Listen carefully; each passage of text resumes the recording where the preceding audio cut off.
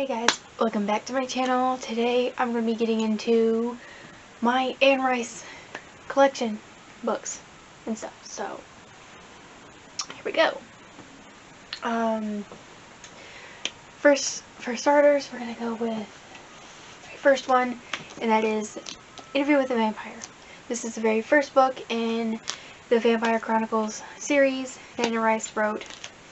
And basically this goes into Louis, who talks about his life as a vampire and how he got changed and what he went through with living with Lestat and everything.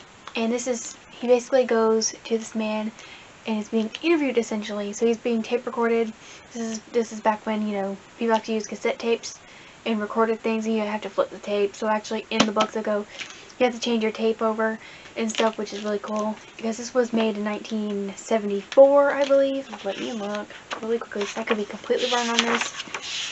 So this was made in 1976 when she wrote this book. This is the first one that started it all. This is number 1 in the book in the series, and the second one is The Vampire Lestat. This goes into how Lestat finds out that Louis told his story and everything about him and everything that went down with their lives together. And he decides, if he decides to do a story about himself, then I'm going to do the same thing. So he ends up writing a book and telling his whole life story. And while he's doing this, he ends up putting together a band and becoming a rock star along with writing his book and everything. So you get to see what Lestat went through with becoming a vampire and how he became a vampire himself, and his trials and tribulations and his struggles of being a vampire and everything. And the third one in the Vampire Chronicles series that I have is Queen of the Damned. This basically continues on from where this left off. Basically, there's a cliffhanger happens in the end, and this basically literally takes up after this one.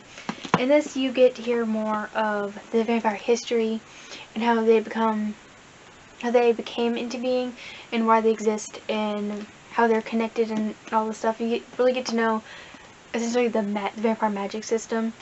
In this book you get more detail, everything, but in this one there's these vampires that basically are dying left and right and people don't know why, and the one common thing that all of them have is that they have a dream about these redheaded twins, and you basically find out who the redheaded twins are and why are they having these dreams and all that, and why they are important in the story.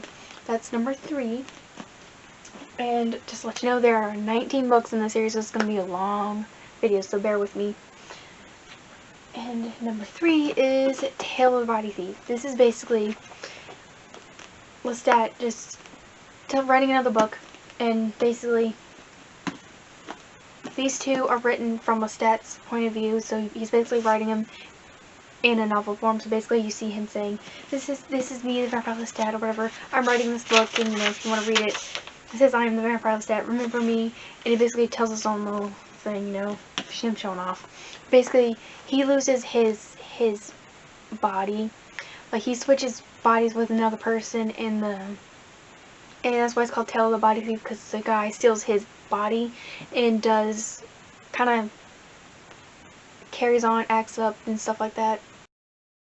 The body thief kind of just he basically goes around town and just acts the fool, okay? And then Lestat's left in a human body and he's going through all these human things. He's like, oh my god, this is so gross, like going to the bathroom is kind of a thing for him, which is so funny because you get to see his inner thoughts about being in a human body again, since he hasn't been in a human body for like a couple hundred years, and it's funny. So you basically just go through his story on how he gets his body back essentially, and how he learns how to take his body back, and you just basically follow a little side story of him getting his body back from this thief that stole his body. That's it. And number 4 is Men Like the Devil. This one I necessarily didn't enjoy, and you're noticing why I didn't give any star ratings, because at the time when I was reading them I wasn't giving star ratings to them, but I will tell you that the second one was my favorite. I still enjoy it. I don't know, I just liked his side story about it. But this one I did not particularly enjoy because it has a lot of religious topics in it that I didn't understand. I didn't really enjoy it. That's just me personally. People some people say they liked it, but me personally, I didn't. But, basically, he ends up meeting the devil. Basically, he ends up just having this feeling this person's following him. He's like, this person's following me.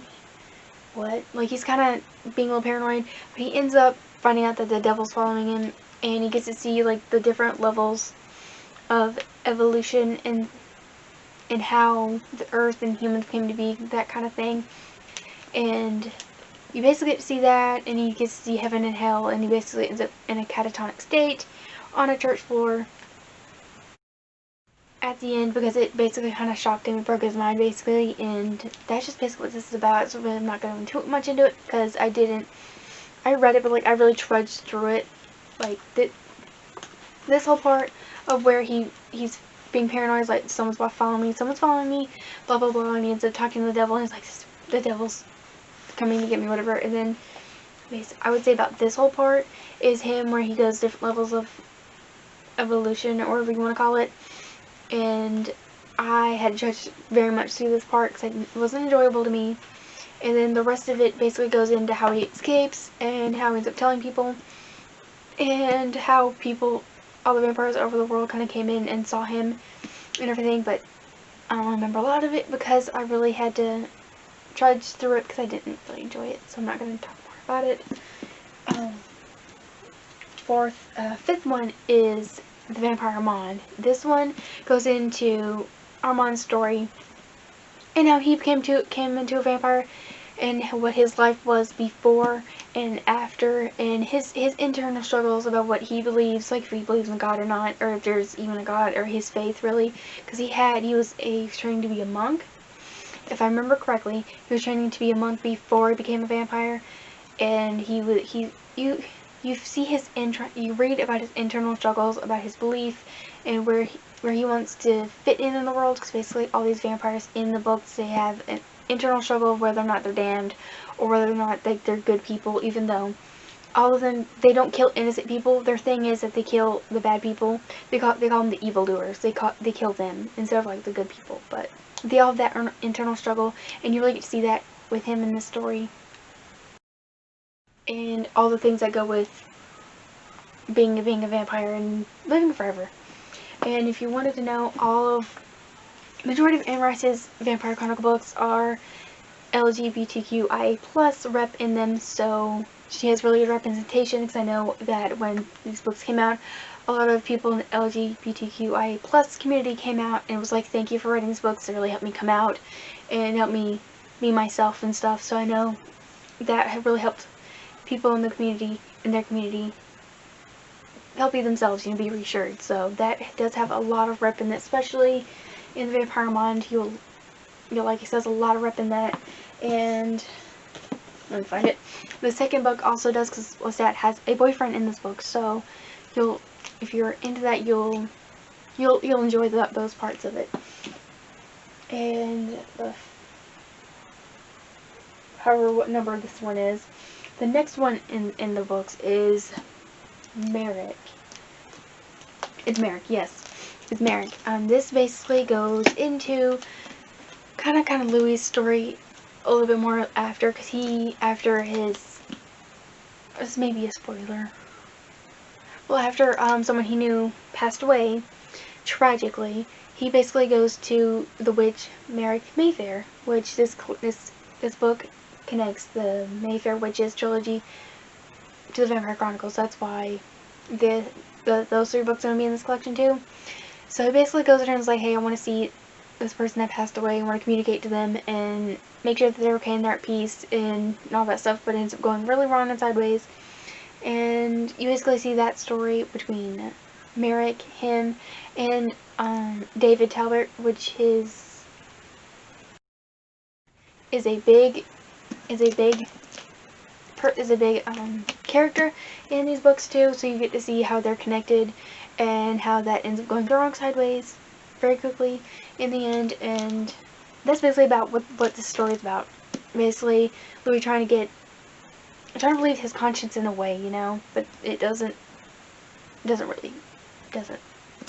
And the next one after that is Blood and Gold. This goes into Marius' story. He's like one of the older vampires in the book, and he is from like Roman times, way back in history, and you get to see how he became a vampire and how because he has like the biggest burden of them all, because he has to look after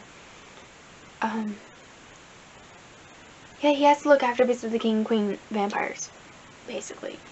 And he has to look after them from like the very start. So you have what do they even call them? I forget, because my brain is like dead right now. Well, anyways, he basically, you see the burden that he has at looking after the king and queen vampire, because they are all connected, and essentially if they die, every vampire that's been made below them dies with them, so they cannot be died. They have to be protected at all costs. So he ends up being the caretaker of these vampires, because they've turned into stone, and so they're not like, they're living, but they're not moving around doing all that stuff. So they're stones basically. So he looks after them, takes care of them, makes sure nothing happens to them, like an intruder happens and kills them. And you really get to see the burden that it takes on him just looking after them.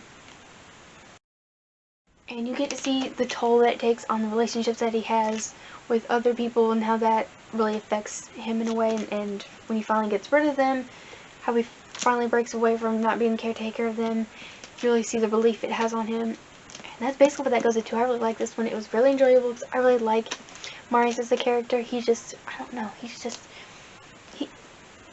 a character that's just wise beyond, he's so wise, you know, because he was turned into a vampire like in his late 40s, so his mind was more developed. And when a vampire's turned be like younger than that, they're going to be a little immature, not as wise as you would think, not as wise because of that. And he's lived like for so long, he's seen so many things, he has so much knowledge, that I just find that incredibly interesting to see that from another character. After that one, we have Blackwood Farm. That is really shiny, I'm sorry, but I really like this cover because it has like the gold and white and the cameo on the front, and even on the back has cameo on the back and a little bit on the side. I think that's cool. But basically this goes into the story of Tarquin Blackwood, and he has read the Vampire Chronicles, because not only in our real life the Vampire Chronicles are real books, but in the story it's a real book too. So he's read the books, he kind of understands what Lestat's been through and what things that he's done, and he's like, I need his help, because basically he has like this little spirit named Goblin following him around, and he ends up turning into a vampire, but every time he feeds his little spirit, Goblin ends up taking some of the power within him, and he ends up being really powerful and is disrupting his whole entire house and everybody else around him, and kills people. And so he asks the help of Lestat and Merrick. Merrick ends up having another appearance in this book as well, and they end up helping him basically cast him out. And you follow that story with him, and how he falls in love with Mona Mayfair, and she's another character, because this also connects the Mayfair Witches trilogy into the Vampire Chronicles as well, because Mona Mayfair's in it. And you kind of get a little backstory for her and how they fell in love, and she ends up kind of being sick, and you kind of don't really know until like the next book after that, which is Blood Canticle. You basically go into picking up from Blackwood Farm into this. You follow Tarquin Blackwood's life with Mona Mayfair, and how she ends up being turned into a vampire because she has like this disease that makes her really sick, and she's basically withering away. And you find out that she had kids somewhere, and they took her away because she isn't quite a normal human child. So you basically find out more about that, and this also connects the Mayfair Witches trilogy too. So these Merrick, Blackwood Farm, and all three of those books connect the trilogy into the stories. So because it has the Mayfair Witches in them, so you basically follow that and how they rescue her child and all that big mess, and that's basically all this is about. And you get more backstory of the Mayfair Witches in a way, so you kind of get little hints of like, ooh, okay. So basically it's trying to intrigue you into reading the trilogy, which is a pretty good trilogy. And technically after this one, this was intended to be her last book in the whole entire Chronicles and stuff, but she ends up writing more. So this graphic novel by Ashley Marie Ryder. It's the Interview with the Vampire Claudia story. This is a manga. The artwork is really, really beautiful. It's black. It's black and white, but like the red from like the blood ends up being very prominent in the pictures, which is, I find it really, really gorgeous. And basically kind of see how like she really felt with being a vampire and everything. Like, see, like, that's just incredible. It's so bright. Like, the red is so bright and colorful. I like that. Along with like the black and white, it just stands out. You basically see how she felt being a vampire so young, and how she met her demise, and basically get like all her inner thoughts from what we didn't get from Interview with the Vampire. So that's basically what this is about. It's basically Interview with the Vampire told from Claudia's perspective. And after this one, this is where she ends up coming back in like 2014, and then she wrote Prince Lestat. And this basically goes into how the spirit Amel was a... I feel like I'm gonna get into some spoilers, but I can't help it because it kind of just goes on. Okay, what happened with the Queen of the Damned, it kind of starts happening again, and the spirit Amel, who was inside Akasha, the queen vampire who made her into a vampire, basically ends up kind of affecting other vampires, like older vampires, making them kill younger vampires and all that stuff. So you end up finding out more about their backstory, more details about the backstory, and about how the king and queen vampire ended up really becoming into being. So you get more details, more backstory about that, and you end up introducing more characters, which I can't tell you the names of them because there are so many new characters, you can't really keep up with them. But you end up seeing how the spirit of Mel affects everybody else, and how they end up resolving that whole situation. That's basically all I can say, but without spoiling anything really big. So that is that one. And the next one after that, it's like a new trilogy after that, and this is Prince Lestat and the Realms of Atlantis. Now, I have not read this book. I've only read like the first 50 pages or so, but for some reason I can't get into it. I don't know if my mind isn't ready to read another Anne Rice right now. I went through a time where I binge read all of these back to back. So I haven't really read this anymore, but I don't really know too much further. It's gonna include Atlantis somehow. So that's all I have on it. I apologize if I don't know any more than that. And the same thing with this one. This is Anne Rice's Blood Communion, and this is actually a signed copy. I got it signed by Miss Anne Rice, or at least it was signed when my friend picked it up at the bookstore. And there's artwork in the front of it, which is gorgeous. There's that one. There goes Miss Anne right there. Look at her. I swear I want to meet her one day. But this, I guess it's gonna include something with him.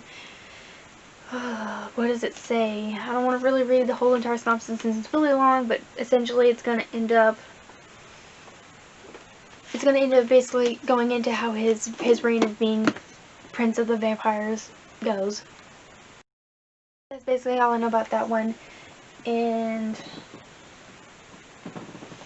there is two more of like vampire related books. This one is Vampire Caterio. This is basically another Roman vampire. Yes, Age of Gold, Education, Florence. Yes, so he's basically another like France Roman vampire that you go into story with. That's it. That's all I know about it. And then we have Pandora. This is another vampire who is connected with Marius. That was his first love in a way, and you basically see her life and how what she was living as a human, and before she became a vampire, and then you see how she becomes a vampire, how she deals with it, and you get to see more of her side of the relationship between her and Marius, and how that ends up affecting her, and the relationship between him regarding the two king and queen vampires. So you really get a more in-depth look of how it really affected their relationship and everything. So that is the last vampire related books in the Chronicles. Now I'm going to go into the trilogy that are connected to the books. These are called the Mayfair Witches trilogies, and this is the first one, Witching Hour, which is a big one. So, where do I go in this one? Okay, this one basically follows the story of the Mayfair Witches, and you see Rowan Mayfair, and she basically was adopted because they have this spirit that's been following them for like ages, and she ends up meeting with a guy named Michael what the heck, Michael something, right? Michael Curry. So you see how they end up falling in love and their love story, and how the spirit affects them. And the spirit is called Lasher, and you see where the spirit Lasher ends up coming into existence in all their backstory from the beginning. So this is what basically this is all about. Like a good bit of it, like it's split into like parts. Like the first part is like coming together. It's basically where you see basically how Rowan and Michael Curry are connected in a way, and then the part 2 is Mayfair Witches, and this is I crap you not, like this whole thing is about the whole backstory about the Mayfair Witches. Like, and you see how the Talons is really connected. They're heavily connected in the Mayfair Witches during the whole entire series. They are mentioned, and they're heavily involved in the books, and they basically have kept tabs on them ever since like the very beginning. From the very beginning up until then. And they basically, you're reading this in like files during these parts, reading them in files because Michael Curry's reading it, and I like the idea. I really enjoyed like the file part, but like it was very heavily densed in family past and all that, which I find it to be a lot. So I'd have to reread this to really get the details from it, because you can't just read it once and get it all, because you can't. That is the first one.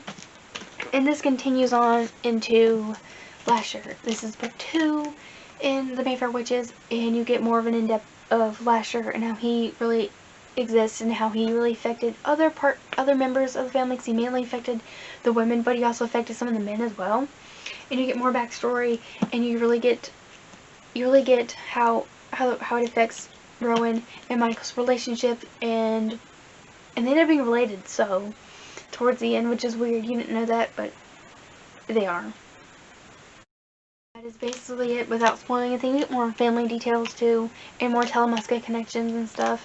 And the third one, and the last one, is Taltos, and you get to see, this is basically goes into, how do I put it? It's the Taltos is a race of human beings that are more advanced than us. Like, they come out of the female, like, basically full grown, is from what I understand. It's kind of strange. It's really weird. It really affects a certain Mayfair has to have a certain gene to carry the baby, and they really require a lot of colostrum, like milk. You know how birth goes. And it's very, very, very detailed, and it's very off. I don't know how else to explain it, because that's basically how this goes into, and how the Taltos was treated way back in history, and how they come to being, and how Rowan ends up carrying one, and how Mona Mayfair carries one. Hence why people like Canticle Business basically is after the events of this one. So you get more details on what her child was and what happened. And I will do a warning with all 3 of these books: incest, like rape, abuse, graphic birthing scenes, very graphic stuff all around with all 3 of these books. So lots of warnings all around with that. So basically that's what this one's all about. That's the best I can do without spoiling anything, because if I talk anymore, I'll spoil. Okay, I believe that is it for my Anne Rice collection. I'm doing a 2-part video on this because this is the first part. I'm basically just showing you all the books I have, and then I'm going to show you my second part. It's going to be the guide on how to get started with the books. And as you can tell, my channel is called Interview with the Raven, and it is inspired by the first book, Interview with the Vampire, because I love this series so much, and I just like her writing. And So this is my first part, and if you can see, I have all my books on my bed, and it's just a big mess. Yep. I acquired a lot of these after graduation, but these three I took from my local high school library because no one was reading, well, no one was giving them love, so I took them. They're mine. And this one I bought myself because I've read I want to say the second one. I really want to read the third one because I watched the movie 1,000 times ever since I was like really little. Way too young to watch it, but I watched it since I was really little, and I absolutely love the movie. I know there's some differences between it, but me, since I watched it since I was young and didn't read the book until later, I still have a special place in my heart for the movie. I just see them as two different entities, and that is it. Can't tell me no different. Don't come at me with it. And I buy it myself, and I believe my friend ended up buying me Tell the Body Thief, and a friend of mine bought me the signed copy. So the rest of them, I just got them over my graduation. And I hope you guys enjoyed this video. I know this is probably going to be a little long, and I apologize for it. But I hope I will see you on my next video, hopefully my part 2 version of this. And I hope you guys are having a great day, evening, morning, night, or wherever you guys are in the world. And I hope to see you next time. Bye.